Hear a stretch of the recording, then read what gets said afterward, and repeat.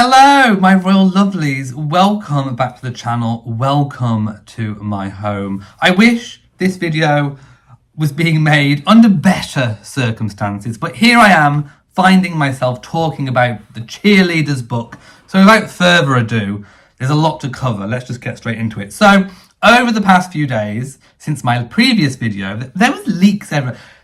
The cheerleader's book, he had more leaks than an old bucket. He really did. Anyway, time to get your rah-rah skirts out, ladies, because it's time. And the black fan flap is back. Right.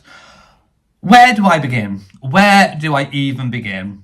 I mean, I think I found an article that can sort of act almost as notes to kind of jog my memory on all the different things that have come out. So please let me know if I've missed anything.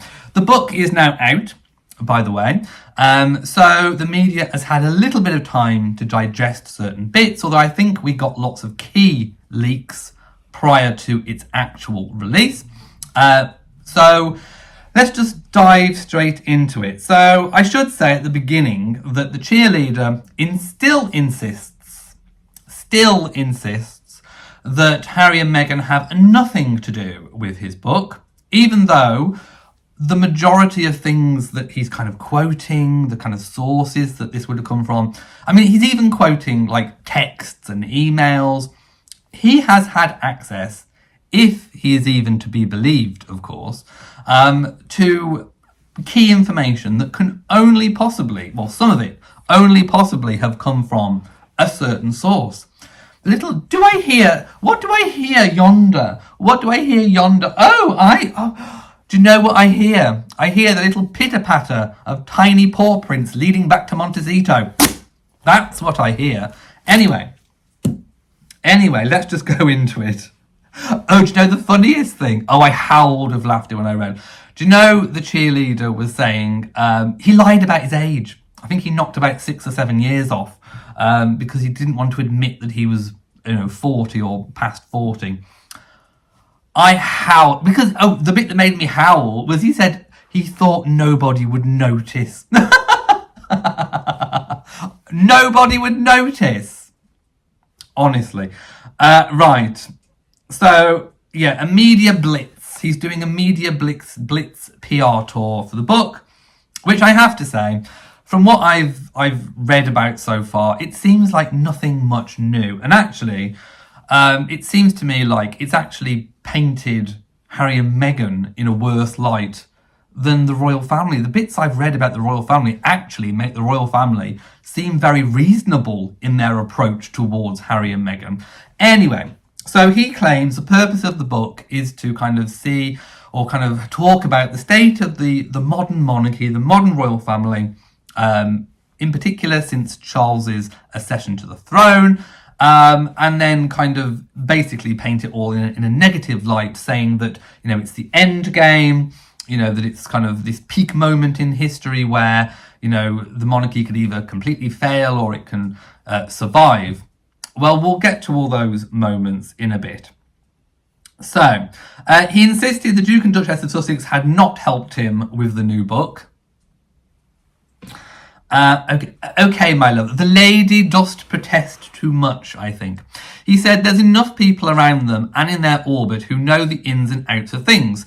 Yes, because we know that you spoke to those people in their orbit that know the ins and outs, aka their friends, that had permission from Meghan directly. This, I'm not making this up. This came out in that court case. The letter to daddy court case thing. It came out. This is fact. I'm not making this up. Fact. She even apologized to the judge for giving permission to her friends to talk to the media. So yes, I'm pretty sure that there's enough people around them and in their orbit. But what I would suggest is that perhaps they had been authorized, because how else would he have got such, information as quoting text messages and emails? So he's denied Endgame is biased in favour of the Sussexes. Oh my God, really? Oh, this couldn't get any better, could it? But his critics have said that Endgame is more like a press release from their team. Another critic said he paints Meghan and Harry in a relentlessly saintly light. Oh, the halos are glowing. Meghan doesn't need a tiara because her halo is positively glowing from the cheerleaders' accounts. He insists he's not a close friend to the former Suits star and her royal husband, only drawn to injustice. Well, there's a lot of injustice going on, and I think most of it is actually this book. Aims to highlight what he sees as the hypocrisy of the Windsors trying to be a perfect example of traditional family values. There is hypocrisy, and it's not from the Windsors. Let's put it that way. Anyway, let's scoot down. I want to talk about some of the bombshell claims from it. So, about King Charles, called Harry that fool over Netflix. Well, yes. You see, this is what I mean when I said earlier about it actually paints the royal family in a kind of reasonable light. I mean,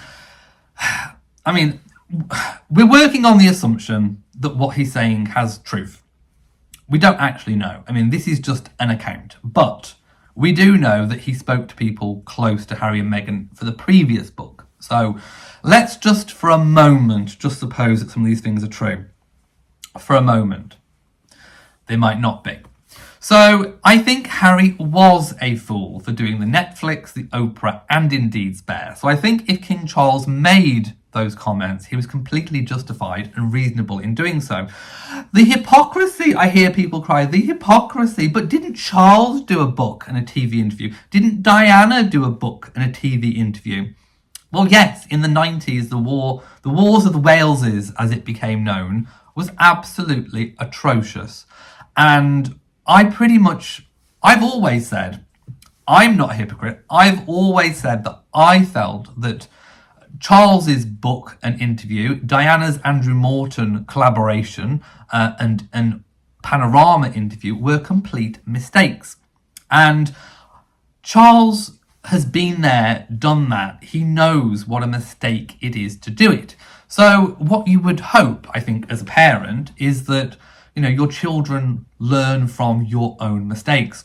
And I feel like Harry and Harry's supporters are trying to use things that went wrong in the 90s as justification for repeating those mistakes today. And I don't think that is the way to do it. To me, it was a mistake then, and it's a mistake in the here and now and the present day. So rather than, what did Harry say? He wants to, stop the generational pain and that kind of, that spiral that goes on. He's doing exactly the same thing that both of his parents did. It wasn't right in the 90s, and it's not right now. So yes, I agree with the king. Harry is a fool. And also that King Charles is cautious now in conversations with Harry, and I think that extends to the rest of the royal family as well. Yes, I can quite imagine that there was a brief that went out to all members of the family, warning them that whatever private conversations that they have with Harry and Meghan could end up in the pages of a book or leaked via friends to people such as the cheerleader and this book that we're talking about right now. In other words, Harry is basically now a rent-a-royal, and he's using his royal life, his royal connections, his previous royal history, of which he has a right to do, but it's not necessarily a good choice to do. And basically, whatever you say to him could end up on the pages or whatever of whatever magazine, book, interview. So it's dangerous talking to Harry whilst he is in this kind of mood, if you like. So yes, again, I agree. I think it is good to be cautious what you say and what you show and what you do around Harry and Meghan. That King Charles has his shoelaces ironed. Oh my goodness. I love King Charles for this. If I could have somebody iron my shoelaces, I absolutely would. And by the way, we're not talking about, a mere duke. We're talking about, as he was then, Prince of Wales, heir to the throne. If he wants his shoelaces ironed, then good for him. I actually think that this is a resurfaced story. I think I heard this story a very long time ago, and it was tenuous at best even then. So I would say that that is a tenuous story about the shoelaces. Most shoelaces, as you know, don't actually need ironing, and if they did, it would be to be very smart, maybe for a formal occasion. So perhaps there would be an actual reason to have them ironed.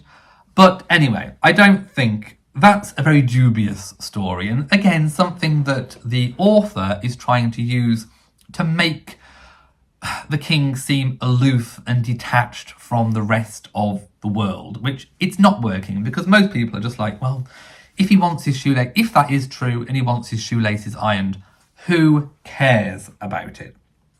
Right, about Meghan. So these are the claims about Meghan from the book.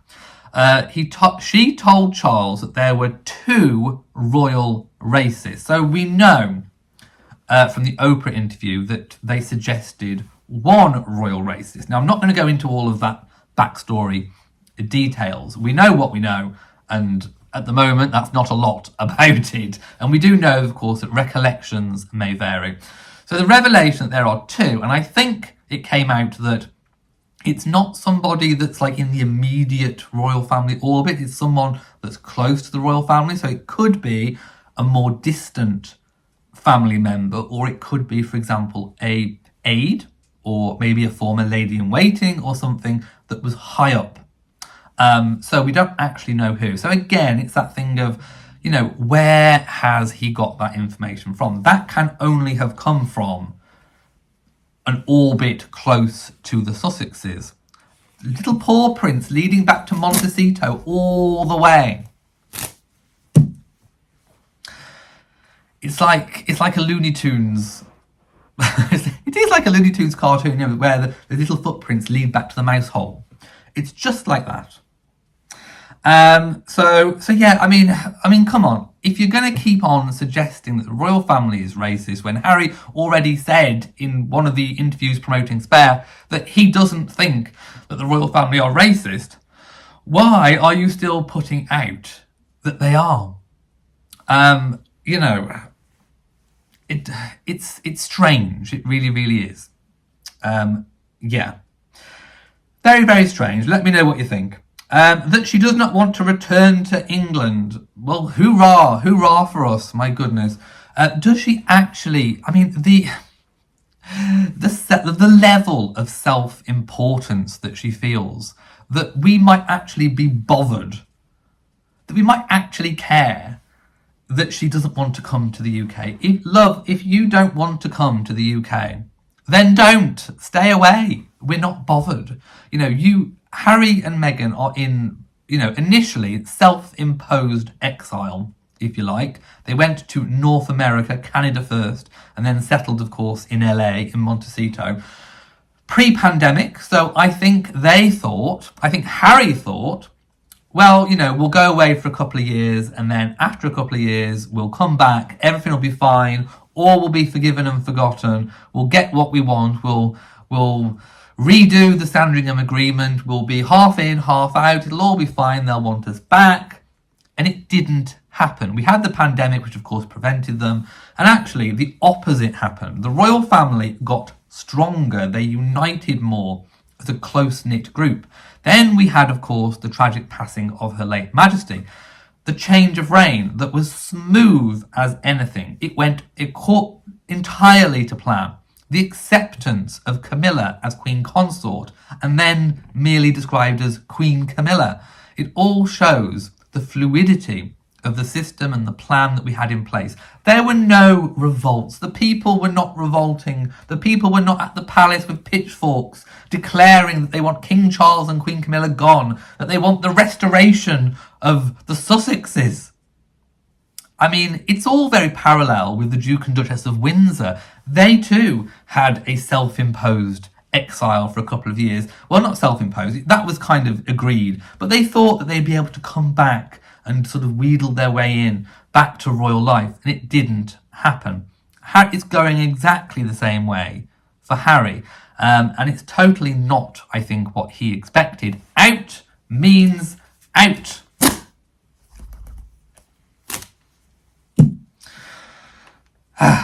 Right, that she personally phoned the cheerleader after death threats. Now, if you were having death threats, of course you'd go through the correct channels, you'd go to the police, but then what he's saying is that she did personally call the media. At the time, he was a mere royal correspondent, I do believe.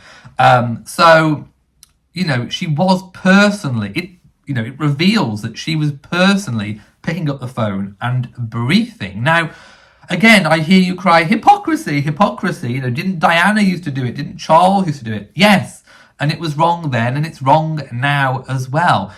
You can't have Harry and Meghan supporters and cheerleaders claiming hypocrisy that royals are picking up the phone and briefing press, when Meghan has been doing exactly the same thing at the time that all of this was going on. So if you want to aim hypocrisy at anything, double standards, you've only got to look here at Endgame. And it also includes the Sussexes. Right, claims, I'm going to move on from Meghan. I can't be doing with it.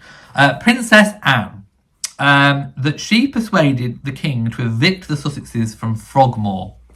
I love this. Now, Princess Anne, no messing, no nonsense. If I could vote for anyone to be Prime Minister of this country, it would be Princess Anne. She would sort out the whole lot.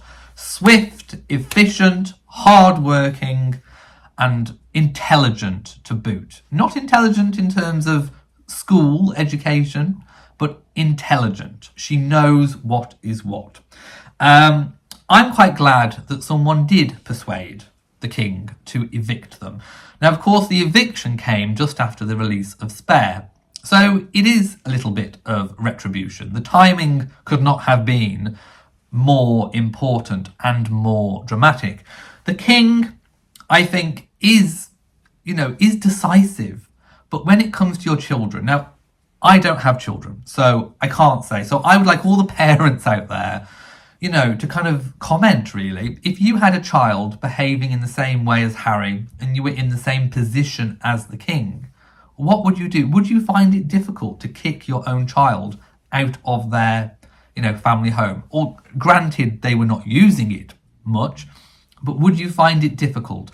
Would you have a little bit of a soft spot for your children in terms of making those hardline decisions?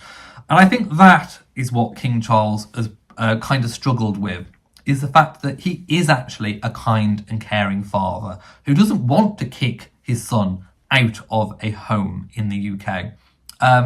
But it was getting to the point where Harry and Meghan's own actions were making it impossible for him to show that level of fatherly love, if you like, or, that kind of parental, where it doesn't matter what your children do. Something had to be done. And I think Princess Anne, obviously Harry's aunt, sort of looked at the situation and was like, look, you've got to do something. Something's got to be done.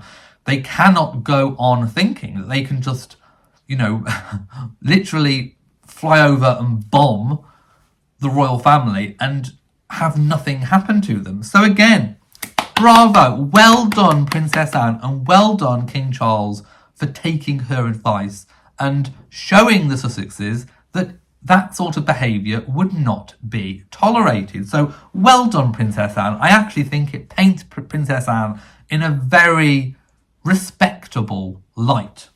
So definitely not bad at all. So far, I've seen nothing aimed at the royal family that's bad or could be perceived as bad.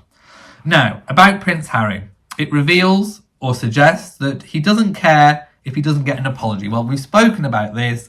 He's got to that point now where he realises he can bomb as much as he wants. He can launch missiles. He can go nuclear with the royal family. But the stoic, never complain, never explain directly has worked for the royal family. The change of reign has worked for the royal family. People have accepted the royal family. All of his bombshells make him look like the fool, make him look like the idiot, make him look like the one trying to get all the retribution. It paints Harry in a bad light, not the royal family. So here we have a change of heart. Well, I don't care if I get an apology.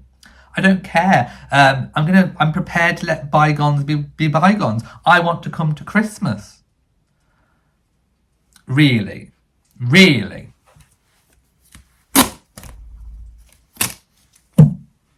That's what I think to that. That he was kept in the dark about the Queen's death. I don't think he was kept in the dark about the Queen's death. I mean, for a start, he was flying all over the place. He was refusing to get on the plane. They were hivering and hovering over whether, Meghan should go or not. Even when the king had phoned him to say, your grandmother's ill, get up to Balmoral straight away. Then it was like, don't bring Meghan, get on that plane quick. And, he did hithered and dithered and he got there too late. But to be perfectly honest, I said before, the other royals got there too late as well. The Queen's deterioration in health left not a lot of time to get people from London up to where she was. They did not expect the Queen to pass when she did. That is why there was only King Charles and Princess Anne there when she passed away. So again, Harry being unreasonable, not the royal family. About the Princess of Wales, of course, I'm talking about Catherine, not Diana, that she's terrified of doing anything other than grinning photo ops. Well, that's an absolute load and pile of complete and utter rot and nonsense that's definitely getting a fan flap from me. So the Princess of Wales is taking a very different, and William, and to be honest, Harry and Meghan did as well, taking a very different approach. Fewer royal engagements in terms of the amount, but more focused, in-depth work that is aimed at actually being meaningful. Maybe changing a whole nation's conversation. We saw that, for example, with Heads Up, under the Royal Foundation of the Duke and Duchess of Cambridge and the Prince Harry, as it was then. The Princess of Wales was instrumental in the setting up of that.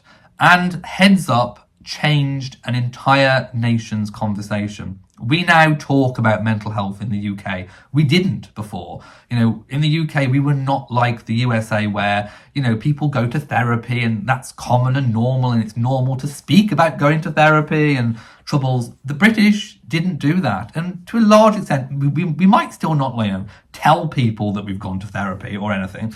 But seeking help, mental health as a conversation was introduced, by Catherine. We know that she had that initial idea. She pieced together all the different problems and conversations that William were having, Harry was having, and thought, here's a common thread, it's mental health, and that's how it all came about. So she's been very instrumental. She's also been instrumental in changing how we view early childhood development. This has taken years and years and years of work and research behind the scenes quietly. What I think the book is suggesting is that they're not all, oh, look at me, let's do a frivolous thing, a very short stinted project that's just on about raising money. This is about changing long-held views about issues. She does a lot more than just grinning photo op opportunities. And of course, let's not discredit those photo op opportunities. All of the royal events and things that she attends, are for a purpose and for a reason. In particular, the big set piece events like Trooping the Colour, attending the coronation, any services or anything that she attends. She's also, coming up with another Christmas Carol concert, again, at the heart of the nation. So she is doing a lot more than just that, plus being a mother to 3 children. They've taken a very different approach. Charles and Diana both had full programmes of engagement, which I think William and Harry both recognise was not the right way to raise a modern family. So that is why we are seeing a change in the way the royal family operate their workload. Plus, I think once the children are grown, she will then be able to have a much wider, or she'll have more time for a wider programme of engagement.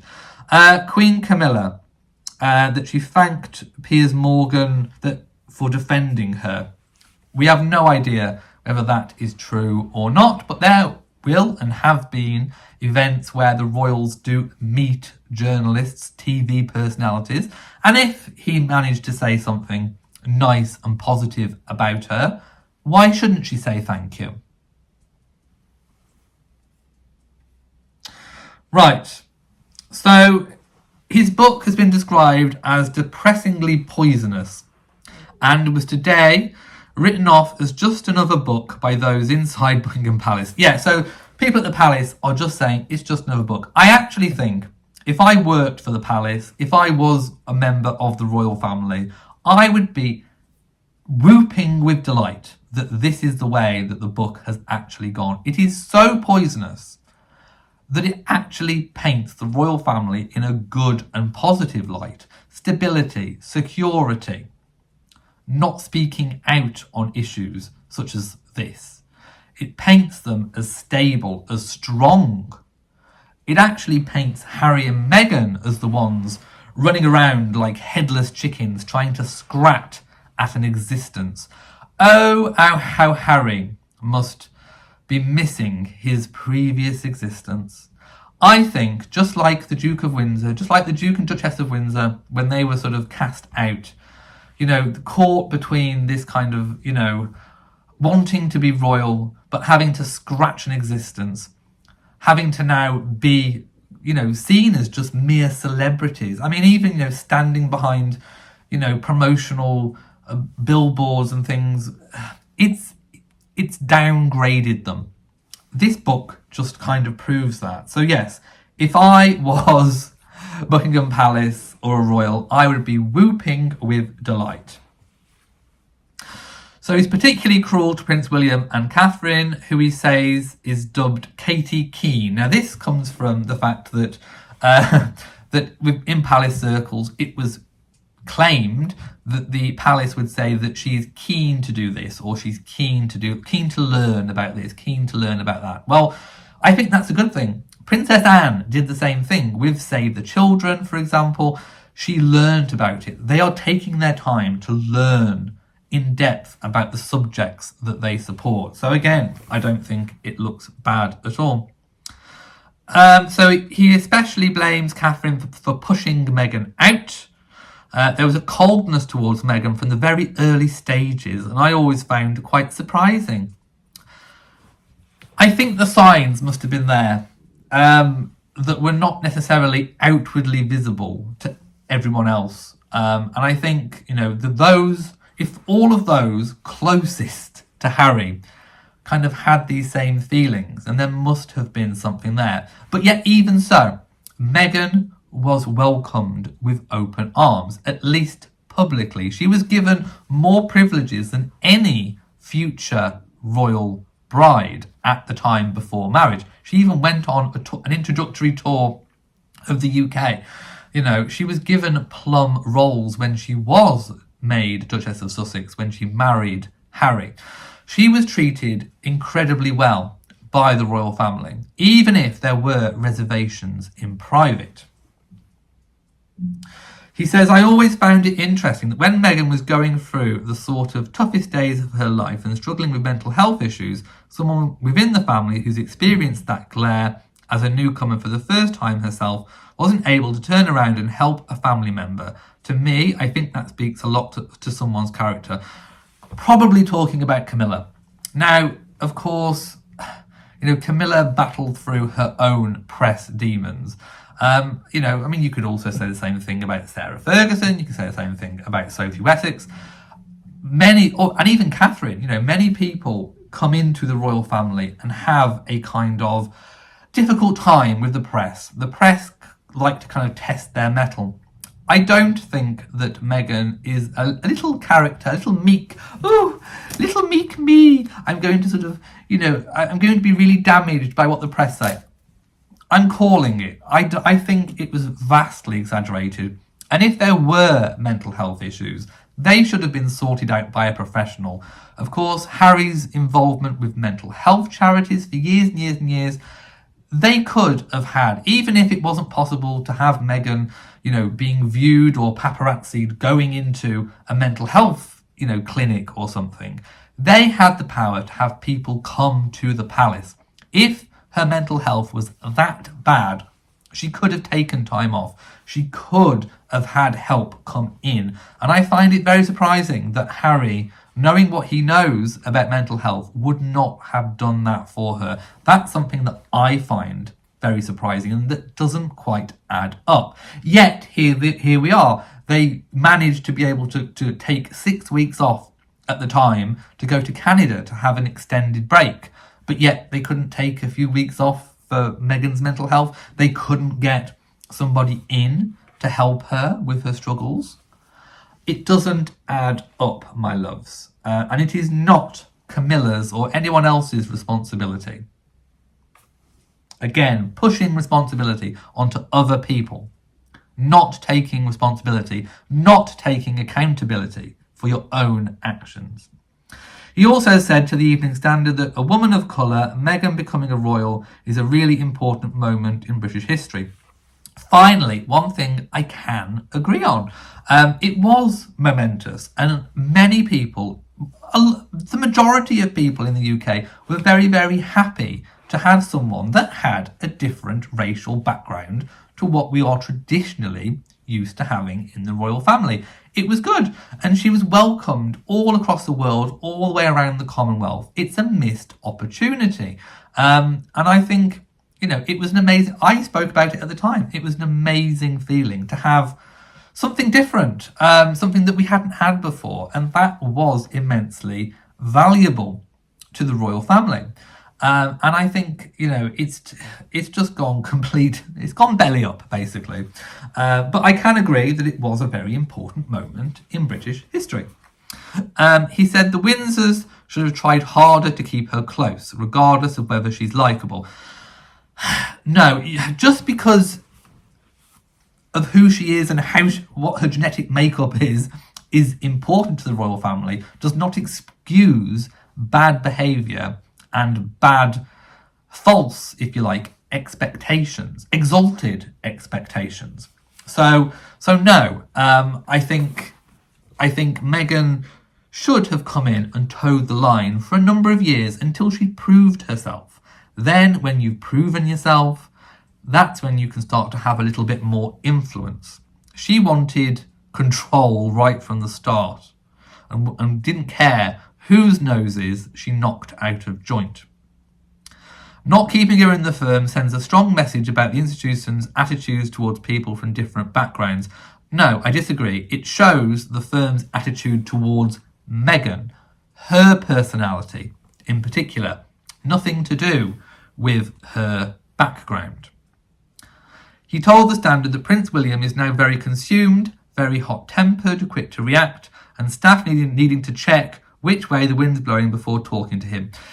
He does have, I think, a little bit of a temper, shall we say.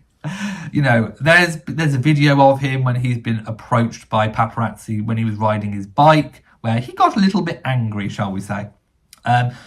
But I think the one thing it does show is that he is a strong king. Well, he will be a strong king. King in waiting. He's not going to suffer fools gladly. And aren't we lucky and glad that the line of succession is the way that it is, that William was born first? Because can you imagine if it had gone the other way? It would be unthinkable. I think with any boss, you know when to approach them with ideas, with things.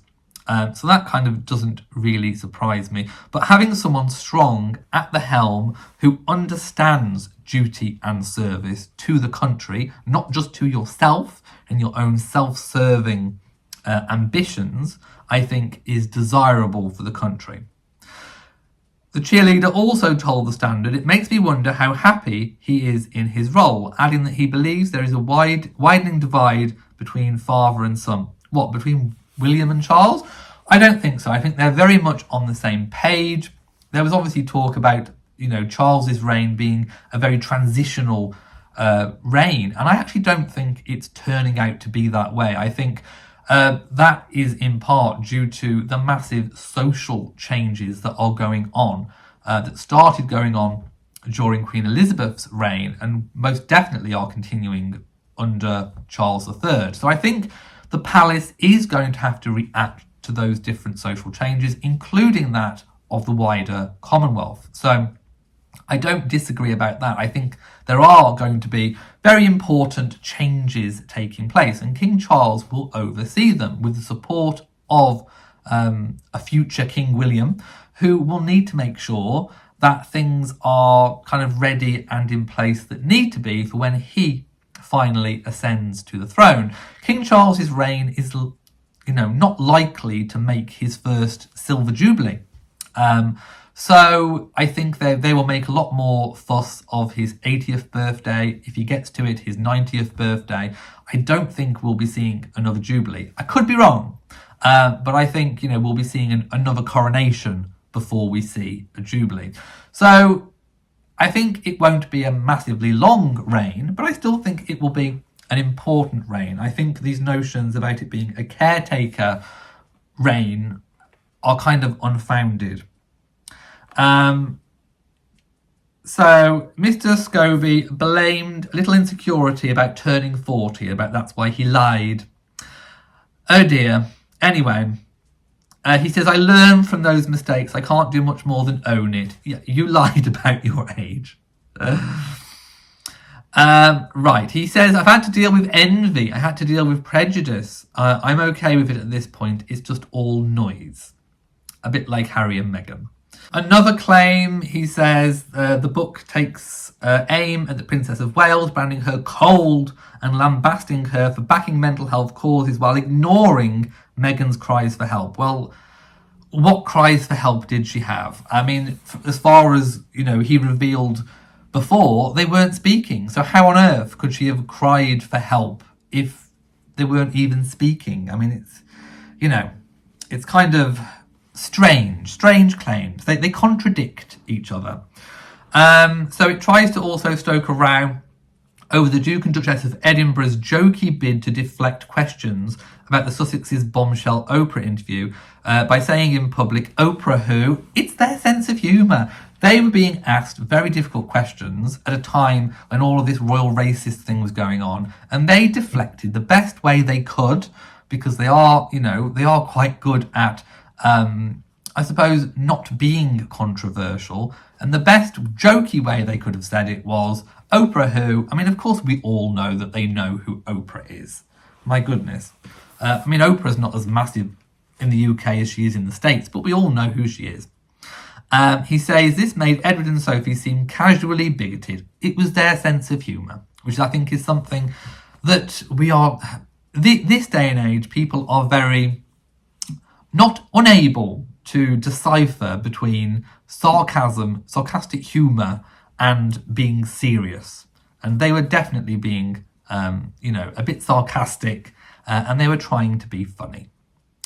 Again, Buckingham Palace and Kensington Palace have declined to comment, believing they have nothing to gain from engaging with the claims. Good! Stand firm! Charles and William were both instead out on public engagements close to their hearts. Good. Keep calm and carry on.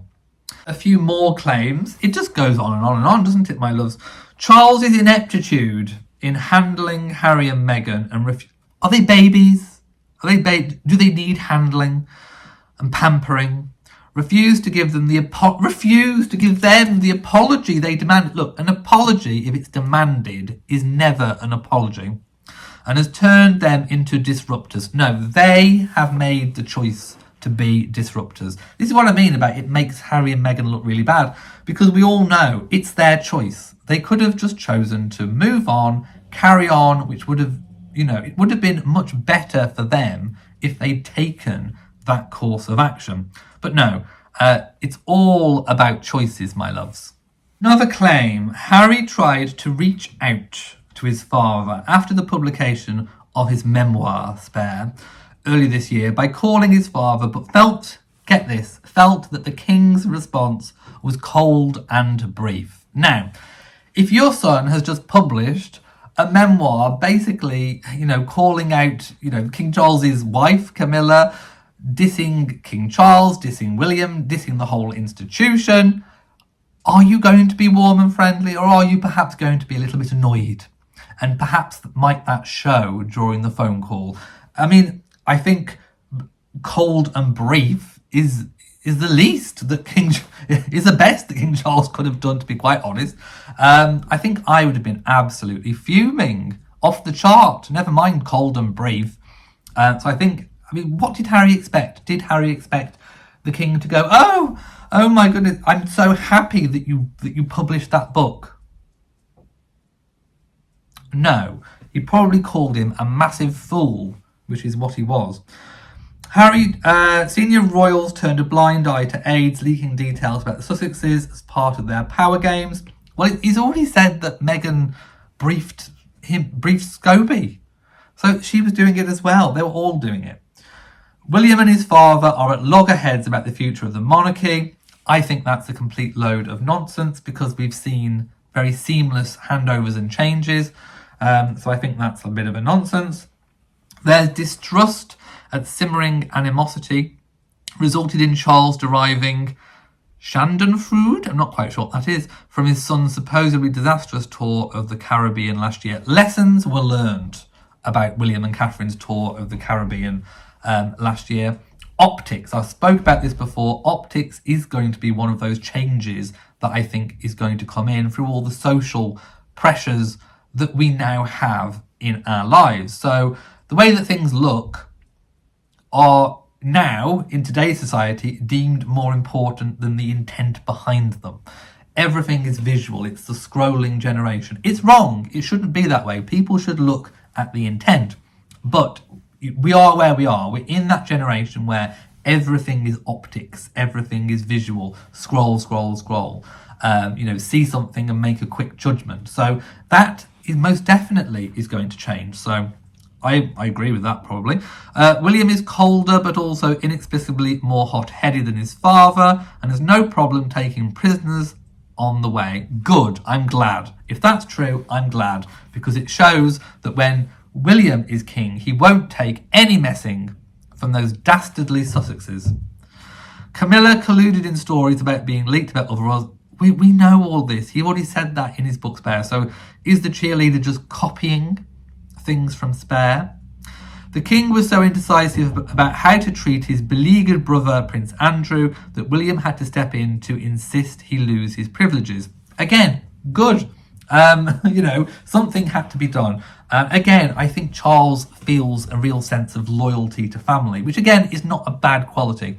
I think, if William has the kind of head, and then Charles has the heart, I think that's actually quite a good combination in this kind of Prince of Wales sovereign duo that we are, seeing at the moment. When William is king, I do think a lot of that will come from Catherine, who has been a big supporter, obviously, to William throughout his time as Duke of Cambridge and now as Prince of Wales. So I think we're always going to have that little bit of duality between head and heart. And I think that is a very good balance to have. We had that as well, a very successful, a very successful example of that previously is the Queen Mother and George VI. They had that kind of relationship as well. Charles stumbled through his first 100 days as king, and Queen Elizabeth had little faith in him as she made a former spy master her CEO. I totally think that is a load of complete nonsense. His first 100 days were almost faultless, apart from a few little issues with an ink pen. Apart from that, which is, just kind of shows, I think, that he was under a bit of grief, a lot of grief from losing his mother, and, taking on a new role at that age, is quite stressful. So having a little bit of a tantrum over an ink pen, I think, is forgivable and quite funny. He made a joke about it in a recent speech. Anyway, his first 100 days were seamlessly impressive. They were fluid. he took over really well. The issues of state just carried on. He was warmly welcomed as king, and Camilla was accepted as queen consort, and obviously, being known now as Queen Camilla. So I dispute those claims. Again, the cheerleader brings up old news, for example, the Botox story for Catherine, claiming hypocrisy, claiming double standards, compared to stories about Meghan that the palace defended Kate. Yes, there was a defence put out about the Botox story, and that was only because it was attached to a particular Botox brand or a company that was delivering Botox. I can't quite remember. But they had to put something out because there was commercial associations with that story. So they had to come out and say that, she hadn't had it. So it was a little bit different in that. So it wasn't hypocrisy and it wasn't double standards. For something to be a double standard, the situation has to be comparable. It has to be exactly the same. Or else, if not, then it is most definitely not a double standard. He says, by contrast, Queen Elizabeth liked the fact that Katie Keane, a moniker said to have originated on social media. Well, I've heard that it was a moniker that originated behind the scenes. Anyway, was coachable as a future royal. Well, because she wanted what was best for the country, and Catherine knows that it's not a sprint. I think Meghan and Harry felt very much pressured that there wasn't enough time, and in fact there was enough time. They had their whole lives to do this, and I think there was this feeling of trying to rush, change, and with a massive institution like that, that was never going to work. Oh my goodness, tell us something we don't know. The cheerleader says the statement following Harry and Meghan's Oprah interview that recollections may vary was deliberately drafted to plant seeds of doubt in people's minds about their claims. Well, duh. I mean, seriously. Because there was doubt in people's minds about their claims. Did Harry and Meghan just expect people to accept everything they said at face value?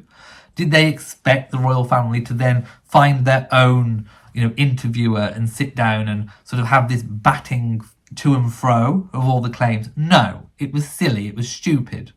It was foolish. And I think that recollections may vary was a stroke of genius, absolute stroke of genius. So a new change of direction, it seems, for Harry and Meghan, because Scobie writes that the Duke and Duchess of Sussex did not expect Spotify to turn down so many of their ideas, probably because their ideas were absolute rubbish, he's claimed in his new book. Harry and Meghan's cheerleader-in-chief said that, get your rah-rah skirts out, girls, and those pom-poms, said that the couple have learned a mountain of lessons about the business side of things after rushing to sign commercial deals once they had left their roles in the royal family. Writing in his book, he says that the Sussexes might have thought twice about signing some lucrative deals had they not been under so much financial pressure. Okay, blame the royal family for you choosing to leave. Really. You couldn't write it. You really couldn't write it. The couple's multi-million-pound Spotify deal was axed in June following a mutual decision between the streaming giant and Archewell Audio. For their next chapter, they are said to be embarking on a total system reboot. Well, they have had the black screen of death, haven't they, that many devices have. While an insider told Mr. Scobie that the Duchess is building something rooted in her love of details, curating, hosting life's simple pleasures and family. Are we talking about a reboot of the TIG? We might be.